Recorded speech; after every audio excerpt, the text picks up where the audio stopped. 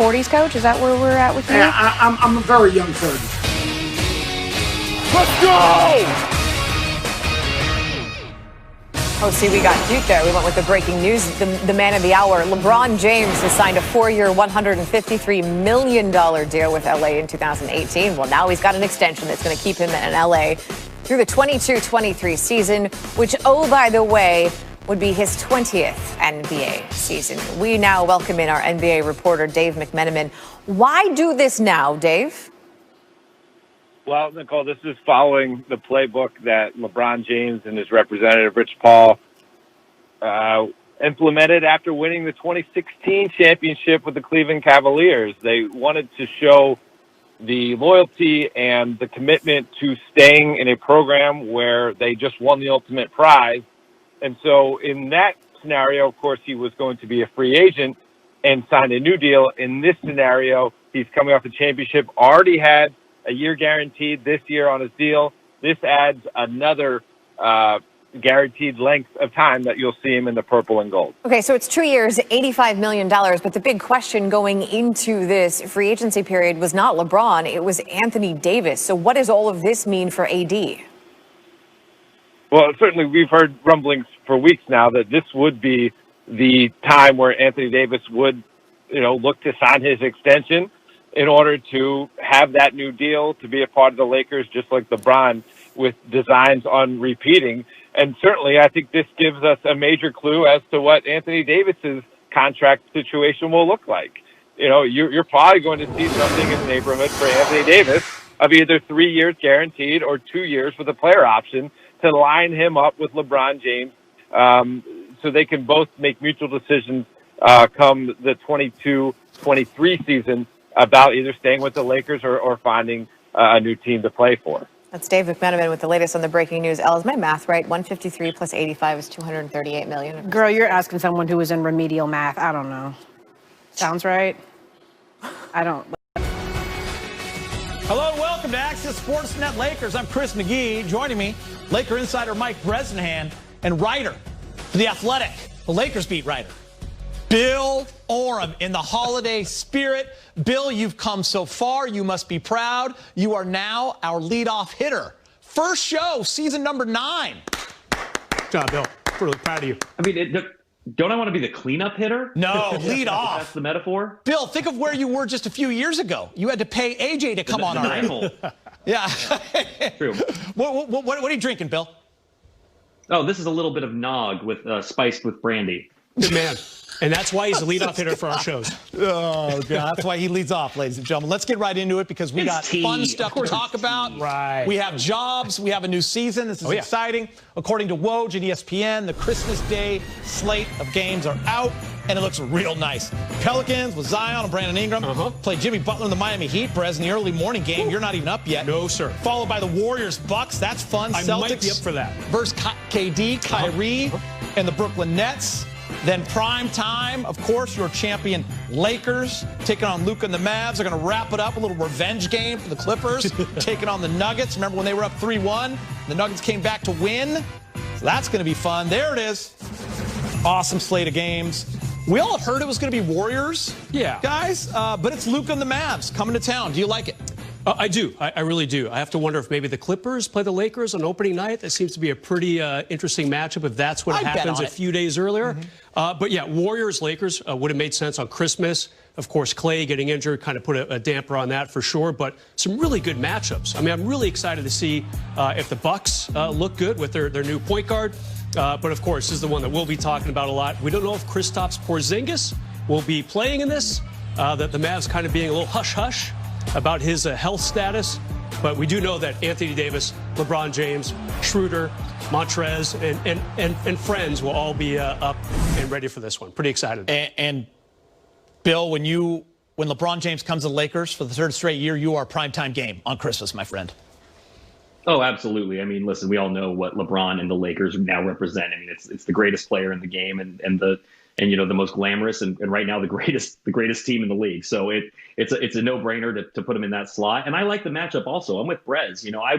I was kind of anticipating Warriors. We've certainly seen Clippers there in the past. They played the Nuggets in the conference finals. But in terms of a sexy matchup and big-time stars, you've got the current face of the league in LeBron James, and then a guy who, really, I think a lot of people have kind of circled as one of the next faces of the league, if not the next face of the league, a guy who plays the same way as LeBron, a pass first, but can get his own too, a global appeal. I mean, that is a huge matchup and really appealing. And by the way, one of the best games of the year last year, early in the season in Dallas, Lakers beat the Mavericks in overtime. I mean, Luka's going off, LeBron's going off, Danny Green hits the corner three to force overtime. Dwight murders Seth Curry. There's a warrant out for him still. It was for that screen. It was a great game, and I think that there is some drama and intrigue in that matchup. Bill on fire already. Lakers basketball 10 days away. Yes, you do. Mute him. Purple and Gold will play 4 preseason games. First 2 are at home against the Clippers, the 11th and 13th. Then they head to Phoenix, take on the Suns for 2 more games, December 16th and 18th. So what does LeBron James think about preseason being so close? He spoke about it exclusively with our own Allie Clifton and Richard Jefferson on the Road Trippin' podcast. Preseason, I'm not quite worried about. I am rounding 36. James Worthy is going to be really mad if he comes into the studio and has to talk about basketball without you. Listen, big game, James. I love you. Hopefully see you in the studio. We're going to have a stogie together. We still need to have a championship stogie together for sure. Toast to this tequila. That's nor here nor there. We say that for the side. But don't worry about me in the preseason.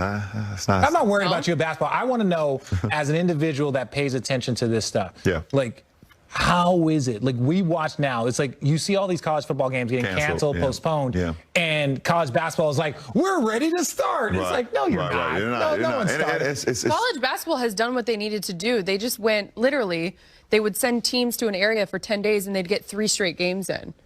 Yeah. So that they could, limit the travel time. That's actually they're smart. doing what they can. It is smart. And it's very smart. So I'm very intrigued on seeing what's the protocol is going to be.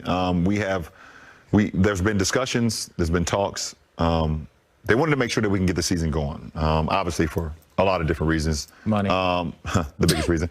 But the safety of our players and the safety of our owners and the safety of our GMs and the safety of our coaches and training staff and things.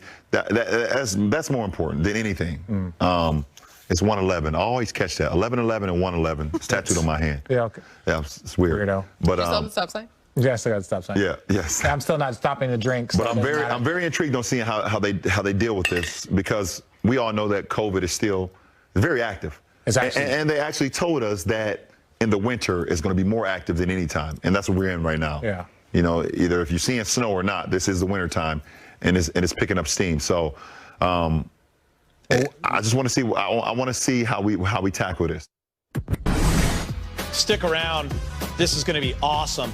After tonight's Access, brand new Road Trippin' podcast. LeBron James speaking for the very first time since the Lakers won the title less than 2 months ago. Part 1 of 2 premieres tonight at 8, right here on Spectrum Sportsnet. He was here for 2 hours, Brez. You got to have 2 parts. That's spectacular. LeBron spoke about the protocols, and we are already seeing delays to the start of training camp for the Warriors. Their GM Bob Myers announced that practice will be delayed 1 day from Sunday to Monday after 2 Warriors players tested positive for COVID-19. So the NBA knows that these issues would arise, no doubt. This time, no bubble. What do you foresee the first couple of months looking like, Brez? Yeah, there's going to be some halt in some of these games. There's going to be some suspensions of games, some postponing, maybe some cancellations.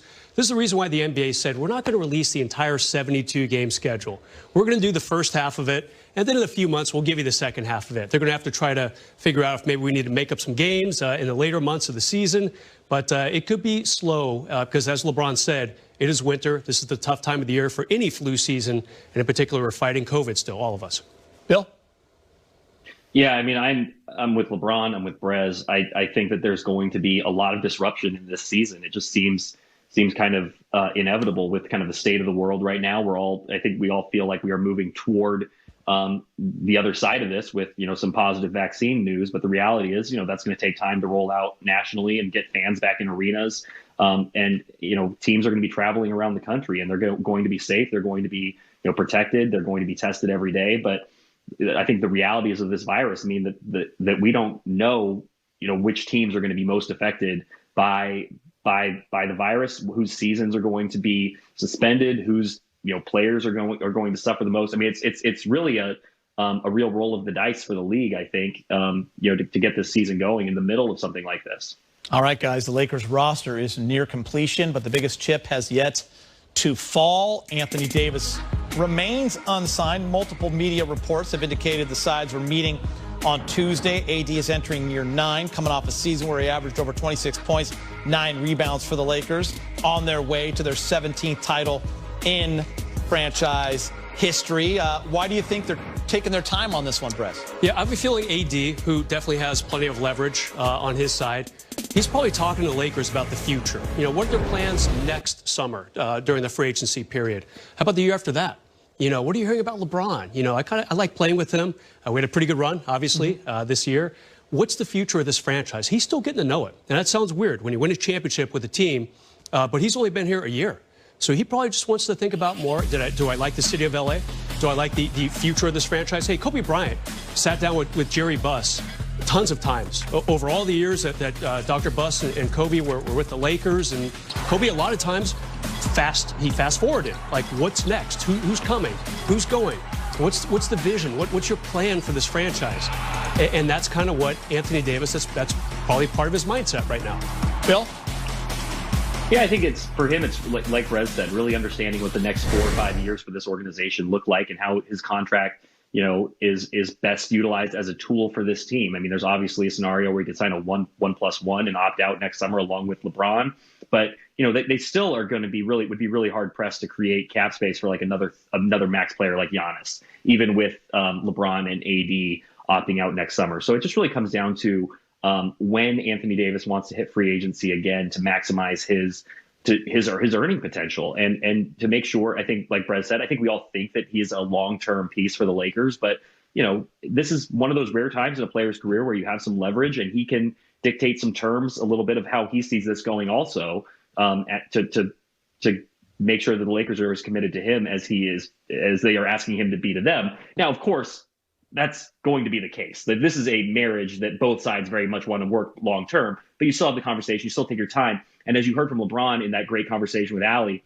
there's no real rush for their stars. LeBron might not play in preseason games, it sounds like. And for Anthony Davis, he can ease into training camp. He doesn't need to be there on day one, nose to the grindstone like he was maybe last year. They can ease into this season, and with a short off season, a short negotiating period, that also applies to free agency for a star like Anthony Davis. And Brez, Bill mentioned the 1+1. What kind of contracts can he sign?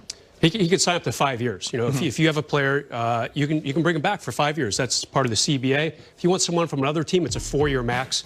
And here are the numbers. 5 years, 190. That's a lot of money right there. I think he goes 2 years. That's my prediction. 2 years plus a player option for a third. If he signs 2 years, as you see at the bottom, he gets that magical 10-year service. Why is that significant? Because then once you hit 10 years, he can opt out for that third potential year. That would be his 11th year, and sign for a boatload of money. If you play 10 years, you have a lot of accolades in your past, all-star appearances, Defensive Player of the Year awards, whatever it might be. You, sir, are in line for a big, big raise. So financially, it does not make sense for him to sign for 5 years, because after a 2-year deal, he can make a lot of money. Maybe sign 2 years and then